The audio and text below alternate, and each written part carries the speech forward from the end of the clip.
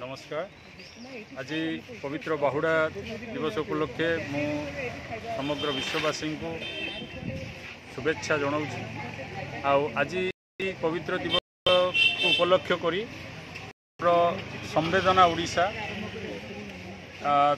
निखिल ओडिशा स्वेच्छासेवी महासंघ तरफ आमे आज पॉलिथीन बैग वर्जन करिवार आह्वान दे गोटे एठी प्रचार करूँ।